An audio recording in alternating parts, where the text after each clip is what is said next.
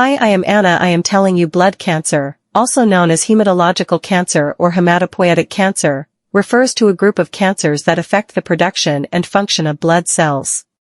It occurs when abnormal cells in the blood-forming tissues, such as the bone marrow, disrupt the normal production and function of blood cells. There are three main types of blood cancer. Before I am starting please subscribe my YouTube channel Raza Amaral and please press bell button. So let's starting guys and girls, here's some points. 1. Leukemia. This type of blood cancer affects the white blood cells, which are responsible for fighting infections.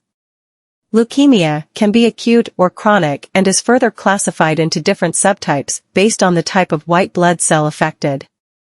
2. Lymphoma. Lymphoma affects the lymphatic system, which is part of the immune system. It involves the abnormal growth of lymphocytes, a type of white blood cell.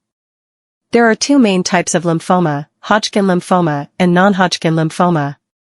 3. Myeloma. Myeloma, also known as multiple myeloma, affects plasma cells, which are a type of white blood cell that produces antibodies.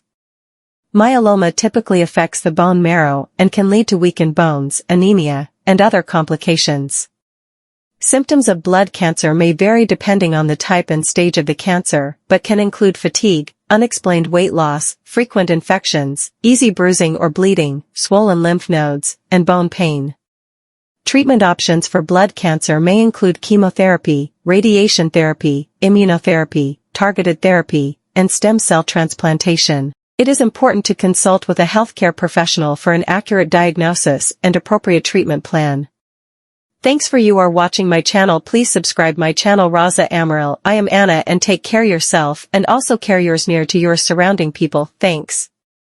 Once more again, please subscribe my channel Raza Amaral. Thanks, bye. See you again. Love you all.